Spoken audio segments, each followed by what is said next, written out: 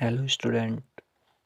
आज हम class 10th का चैप्टर 1 वास्तविक संख्या के बारे में चर्चा करते हैं। अब ये वाला चैप्टर वास्तविक संख्या पढ़ने से पहले हमें संख्या के बारे में कुछ पता होना चाहिए। अब देखो,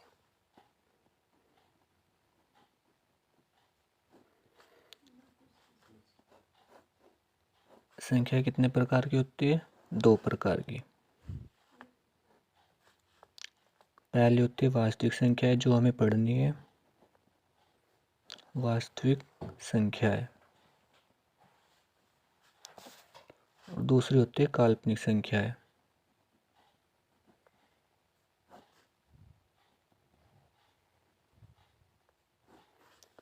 पहली वास्तविक संख्या है और दूसरी काल्पनिक संख्या है। जो काल्पनिक संख्या होती है वो हम क्लास 11th में पढ़ते हैं। अगर कोई 11th में मैथ लेगा तो काल्पनिक संख्या पढ़ेगा। हम यहाँ पे वास्तविक संख्या देखते हैं।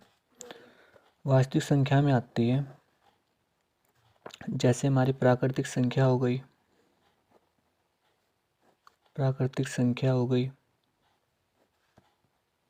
पूर्ण संख्या हो गई,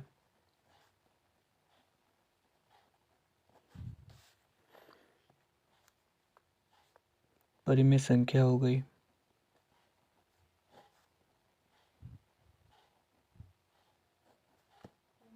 और नंबर 4 पे हो गई अपरिमेय संख्या।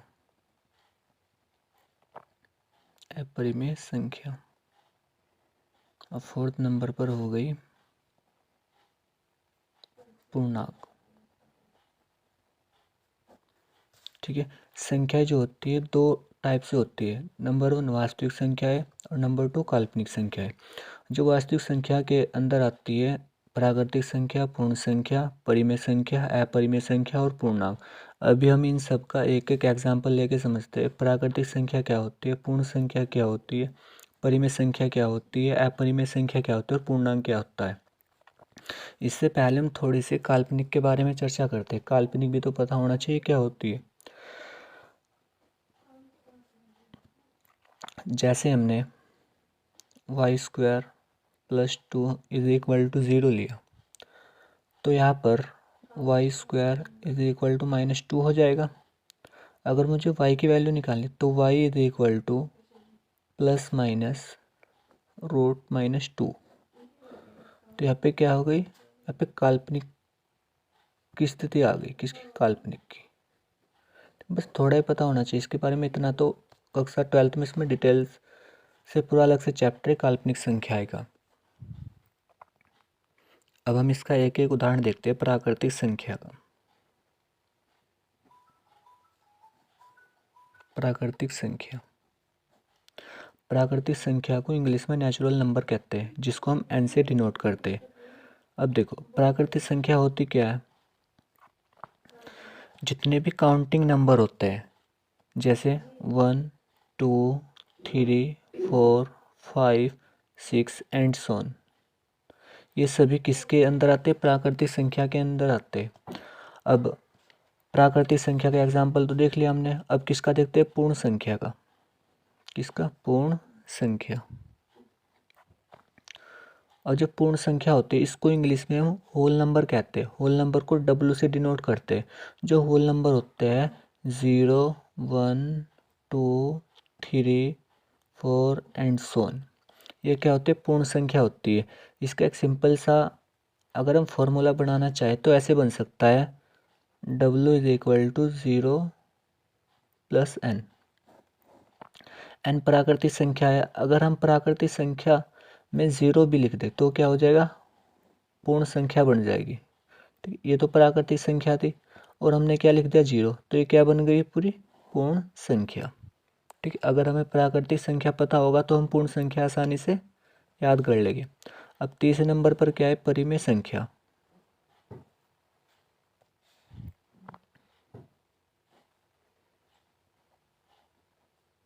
अब परिमेय संख्या क्या होती है?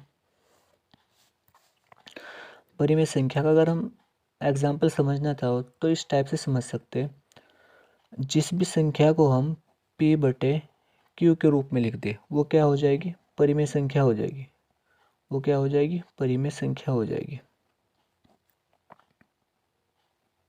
लेकिन इसके साथ एक कंडीशन होती है, कभी भी जो क्यू होता है, क्यू 0 के इक्वल कभी नहीं होना चाहिए, 0 इज नॉट इक्वल होना चाहिए। ठीक है, जहाँ P और Q पूर्णांक है। ठीक है, परिमेय संख्या क्या होती है? जिसे हम P अपॉन Q के रूप में लिख सकते हैं, वो क्या होते हैं? परिमेय संख्या। लेकिन इसके साथ एक कंडीशन होती है, Q कभी भी 0 के इक्वल नहीं होना चाहिए, 0 इज नॉट इक्वल 0 होना चाहिए, जहाँ P और Q पूर्णांक है। परिमेय संख्या। अब परिमेय संख्या का अगर एग्जाम्पल लेना चाहो, जैसे 1/3 एक परिमेय संख्या हो गई, और इसका और उदाहरण 2/5 ये परिमेय संख्या हो गई। और भी बहुत से हम उदाहरण ले सकते हैं परिमेय संख्या के। अब क्या आता है अगले नंबर पे? अपरिमेय संख्या। अपरिमेय संख्या। अब हम अपरिमेय संख्या को समझते हैं। अब हमने परिमेय संख्या तो पढ़ ली, अपरिमेय संख्या को पढ़ने के लिए बस ये पता होना चाहिए कि जो संख्या परिमेय ना हो अपरिमेय होगी, जो परिमेय ना हो वह अपरिमेय होगी।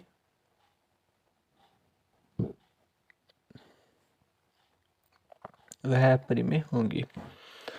यानी कि अपरिमेय संख्या क्या हो? जो परिमेय ना हो वो अपरिमेय संख्या होगी। अब अगर इसका हम एग्जाम्पल समझना चाहें, इसमें एक और बात पता होनी चाहिए अभाज्य संख्या के बारे में। अभाज्य संख्या तो आपको पता होना चाहिए कि अभाज्य संख्या होती क्या है। अभाज्य संख्या वो होती है जो एक से और स्वयं से विभाजित हो, किसी और से विभाजित ना हो। अभाज्य संख्या क्या होती है? जो 1 से और स्वयं से विभाजित हो। वो संख्या क्या होती है? अभाज्य संख्या होती है। जैसे मैंने √3 ले लिया, जैसे √7, √11, ये सभी क्या होती है? अपरिमेय संख्या होती है। ठीक है, लेकिन इसके अंदर क्या है? ये सारी अभाज्य संख्या है। क्या है? अभाज्य संख्या। इसलिए मैंने आपको बताया कि अभाज्य संख्या का भी पता होना चाहिए। कि सारे नंबर हो गए इसमें। प्राकृतिक संख्या समझ लिया हमने एग्जाम्पल के उससे, पूर्ण संख्या देख लिया हमने, और उसके बाद परिमेय देख लिया, अपरिमेय। लेकिन हमारा एक बच गया पूर्णांक। अब पूर्णांक को भी समझते हैं, चलो इसके बारे में देख लो थोड़ा।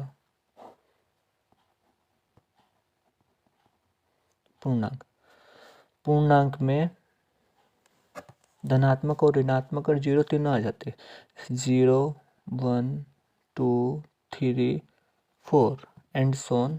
फिर इधर -1, -2, -3, ये क्या होते हैं? पूर्णांक होते हैं। तो हमने ये वाला चैप्टर पढ़ने से पहले वास्तविक संख्या, हमने कुछ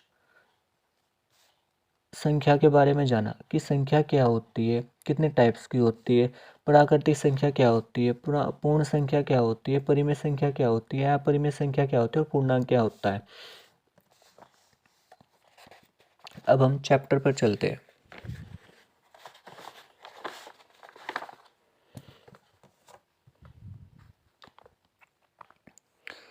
इसकी एक्सरसाइज चैप्टर 1 की एक्सरसाइज 1.1 का क्वेश्चन 1 है। यहाँ से एग्जाम में आने के चांस है। इस क्वेश्चन 1 से तीन पार्ट है क्वेश्चन 1 के, और एक पार्ट आने के चांस है, तो इसलिए मोस्ट इम्पोर्टेंट है चैप्टर। इसका क्वेश्चन 1 है, निम्नलिखित संख्याओं का एचसीएफ ज्ञात करने के लिए यूक्लिड विभाजन एल्गोरिथम का प्रयोग कीजिए। हम कक्षा 6 से पढ़ते आते हैं कि एचसीएफ और एलसी कक्षा 6 से पढ़ते आते हैं। लेकिन यहाँ पे हम कक्षा 10 में अलग तरीके से पढ़े। उन्होंने कौन सी विधि से कहा? यूक्लिड विभाजन एल्गोरिथम का प्रयोग करके हमें इनका एचसीएफ बताना। अब देखो इसका एचसीएफ कैसे बताओगे। अब सबसे पहले पता होना चाहिए कि यूक्लिड विभाजन एल्गोरिथम होता क्या है। इसको अलग से यहाँ पे समझाता हूँ आपको। यूक्लिड विभाजन एल्गोरिथम। सपोज मेरे पास दो कोई पूर्णांक है ए और बी, ए उनमें क्या है, बड़ा, तो हम इसको ऐसे लिख सकते ए बराबर B Q plus R, B Q plus R, यही हमारी यूक्लिड विभाजन प्रमेय का। अब जहाँ हम लिख सकते हैं यहाँ पे, जहाँ क्यू क्या है मेरे पास, भागफल, क्यू क्या है मेरे पास, भागफल, और आर क्या है, शेषफल। ठीक है, मैंने दो पूर्णांक माने ए और बी, जहाँ एक पूर्णांक मेरे पास बड़ा हो गया, एक छोटा, यानी कि ए बड़ा है और बी छोटा है, तो यूक्लिड विभाजन प्रमेय से हम इसको लिख सकते हैं ए बराबर बी क्यू प्लस आर। अब क्यू क्या है, भागफल, आर क्या है, शेषफल। अब यहाँ पर जब हम इसका आंसर निकालते हैं, अब सपोज ए इसे मान लो, बी इसे मान लो, अब हम क्या करेंगे यहाँ पे, यूक्लिड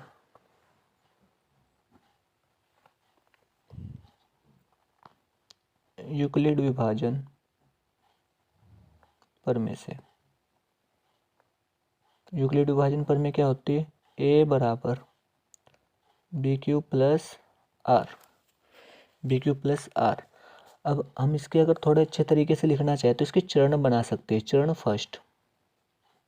चरण फर्स्ट में क्या लिखते हैं, ए क्या है, मैंने क्या बोला था आपको, जो बड़ा पूर्णांक होगा। अब इसमें बड़ा पूर्णांक क्या है, इन दोनों संख्याओं में 225 बड़ा पूर्णांक है, तो 225 बराबर 135। अब देखो हम क्या करते हैं, बड़े पूर्णांक को छोटे पूर्णांक से डिवाइड करते हैं। जब हम इसको डिवाइड करेंगे तो कितनी बार जाएगा, 135 दूनी जादू हो जाएगी, 135 कम 135, यहाँ पे 0, 12 में से 3 गया 9, कितना बच गया, 90।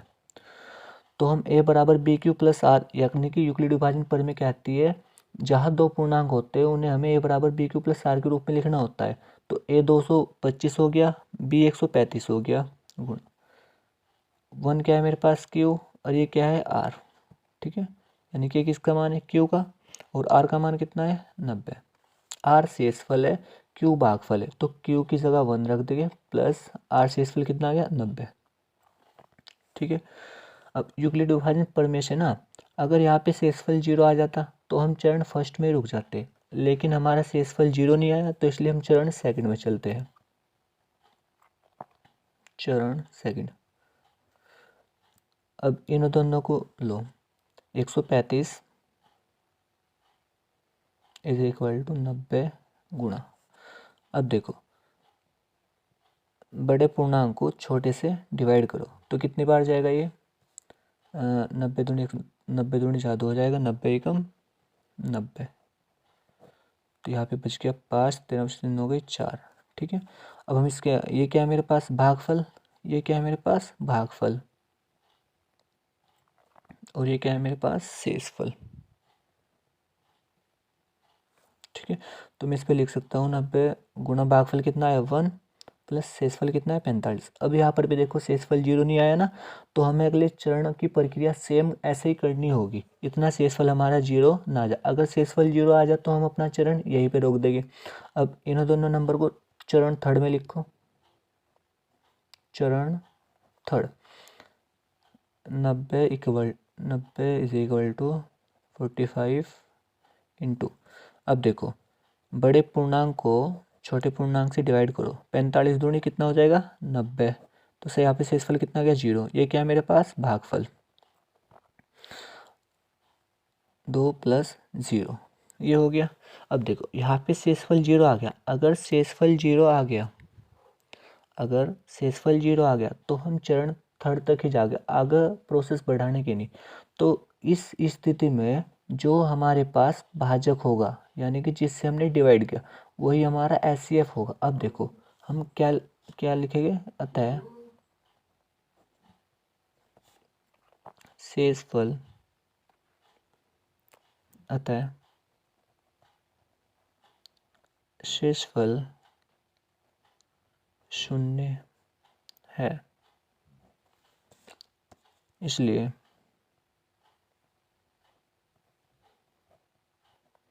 इसलिए जो हमने पूर्णांक लिए थे,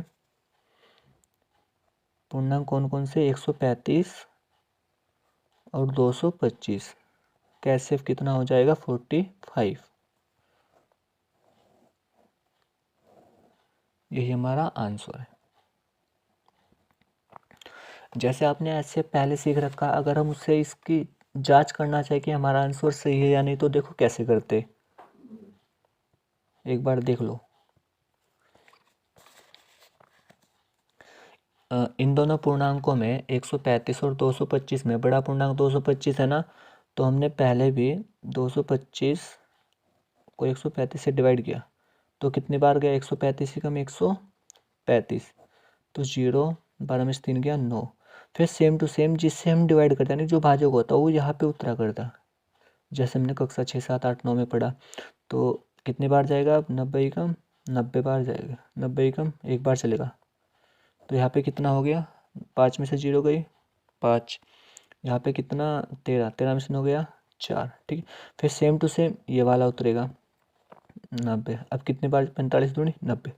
अब देखो यहाँ पर भी भाजक 45 आ रहा है और यहाँ पर भी 45, तो इसलिए इसका HCF जो होता है 135 और 225 का, वो कितना हो जाएगा 45, ठीक है। देखो जांच में भी हमारा सेम आ रहा, और जो हमने यूक्लिड विभाजन परिमेय से किया, ए बराबर बी क्यू प्लस आर से, उससे भी सेम आ रहा, तो इसलिए हमारा आंसर 45 हो जाएगा।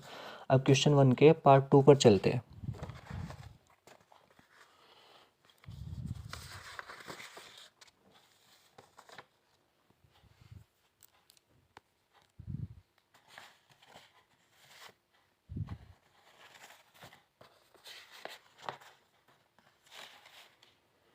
क्वेश्चन 1 के पार्ट 2 पर हमारे पास दो पूर्णांक है, एक है 196 और दूसरा है 38,220।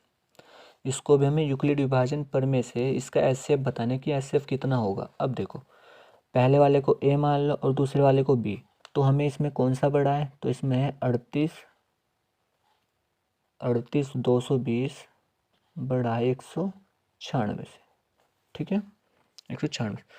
तो अब हम यहाँ पे यूक्लिड विभाजन एल्गोरिथम लिखते हैं, यूक्लिड विभाजन यूक्लिड विभाजन प्रमेय से, यूक्लिड विभाजन प्रमेय से जब हम करेंगे इसको, तो यूक्लिड विभाजन प्रमेय क्या है, A बराबर बी क्यू प्लस आर, जहाँ Q क्या है मेरे पास भागफल और R क्या है शेषफल। तो इसका चरण फर्स्ट हो जाएगा, A हमारे पास बड़ा पूर्णांक होता है, बड़ा पूर्णांक कितना है 38,220 बराबर B कितना 196 गुणा 195 प्लस 0। अब देखो कैसे आया, इधर देख लो, बड़े पूर्णांक को छोटे पूर्णांक से डिवाइड कर देते, तो कितनी बार जाएगा 119 दूनी 38 दूनी ज़्यादा हो जाएगा, 196 कम 196, 12 में से 6 गया 6, इधर कितना बच गया 7, 17 में से 9 गया 8, इधर कितना 1, ऊपर से कितना उतारा 2। अब कितनी बार जाएगा ये 19 133 19 19 19 171, देखिए 9 के समथिंग जाएगा 196 90, 9 छः 54, 5 9 9 81, 81 5 86, हासिल लगे 8 9 कम 9 9 8 17, तो कितने बार जाएगा 90 बार चलेगा 1764, 12 में 4 गया 8, यहाँ पे 5, 15 में 6 गया 9, ऊपर से उतारा हमने 0। अब कितनी बार चलेगा इसमें 19 पंजे 95, यानी कि 5 के समथिंग चलेगा, 19 पंजे 5 30 3 45 3 6 पूरा आ गया, तो 9 से 80 आ गया। तो अब देखो ध्यान से, ये तो मेरे पास भाजक था और ये क्या था मेरे पास भागफल, और शेषफल 0 आ गया। तो मैंने आपको बताया था ए बराबर B Q plus R. Q क्या है? भागफल, और आर क्या है? शेषफल। अगर मेरा शेषफल 0 आ गया तो हम उसी चरण में रुक जाएंगे। तो यहाँ पे क्यू की वैल्यू कितनी है? 195, और बी की वैल्यू 196 प्लस क्यू। ठीक है, तो हम इस अतः हम यहाँ पे लिखेंगे अतः शेषफल शेषफल शून्य है। तो शेषफल शून्य है, इसलिए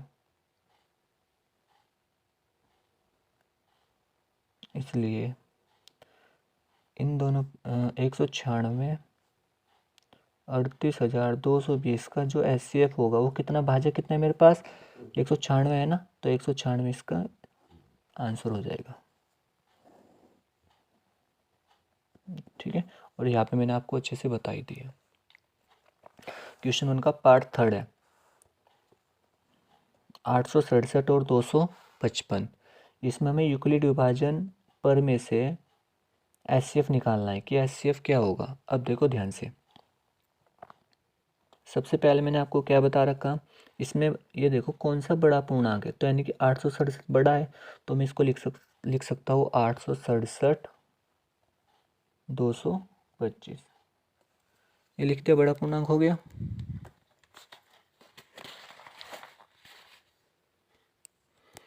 अब हम इसमें क्या करेंगे, यूक्लिड विभाजन एल्गोरिथम से, यूक्लिड विभाजन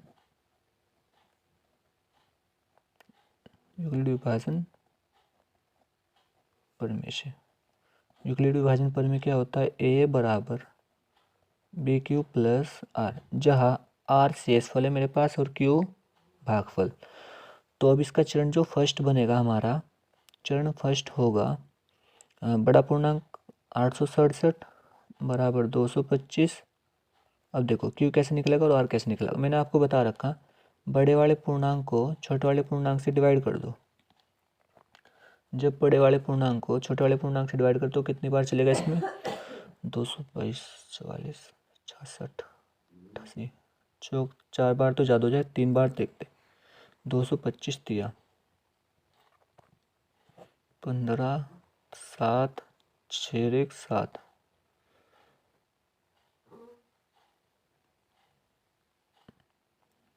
3 5 15 से लगे, 3 दूनी 6, 7, 3 दूनी 6, 675 हो गया। 225 दिया, तो यहाँ पे 7 में से 5 गया, 2, 16 में से 7 गया,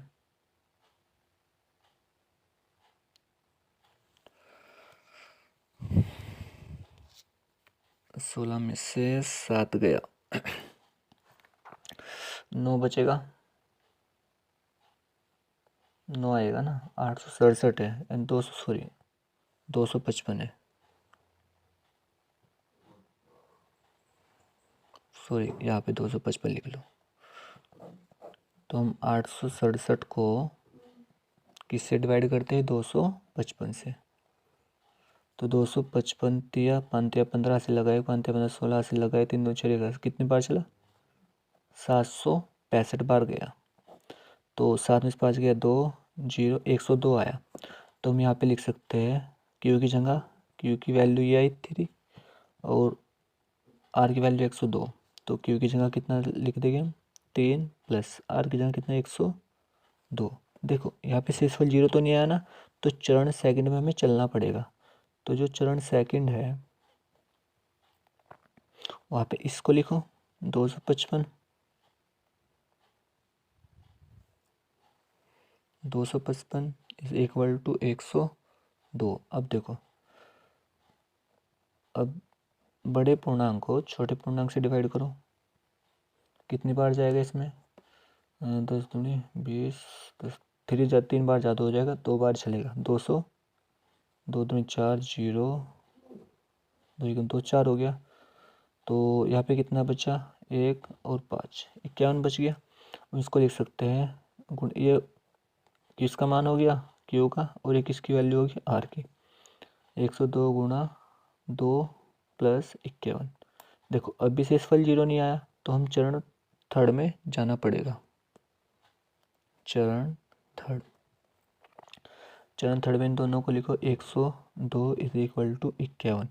अब इसको ऐसे ही बड़े पूर्णांक को छोटे पूर्णांक से डिवाइड करो, कितनी बार जाएगा? क्या, दो बार जाएगा। 102, 2 एकम 2, ठीक है। देखो यहाँ पे शेषफल 0 आ गया ना, लेकिन भागफल कितना है? 2। तो यहाँ पे मैं कितना लिखूँगा? 2 + 0। और देखो शेषफल 0 आ गया, तो मैं यहाँ पे लिखूँगा अतः शेषफल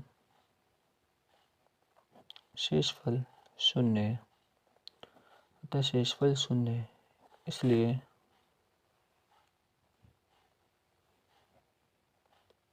इसलिए जो दो पूर्णांक तो उनका एचसीएफ क्या होगा? पूर्णांक 865255 का पूर्णांक कितना होगा? जो मेरे पास यहाँ भाजक होगा, भाजक कितना है? 51 है ना, तो 51 इज आंसर। तो इसके तीनों पार्ट हो गए। तीनों के तीनों पार्ट बहुत ज़्यादा इम्पोर्टेंट है, पेपर में आने के इनके चांस होते हैं। क्वेश्चन 1 के 3 पार्ट थे। अगर आपको ये वीडियो अच्छी लगे तो आप लाइक, शेयर एंड सब्सक्राइब करना ना भूलें।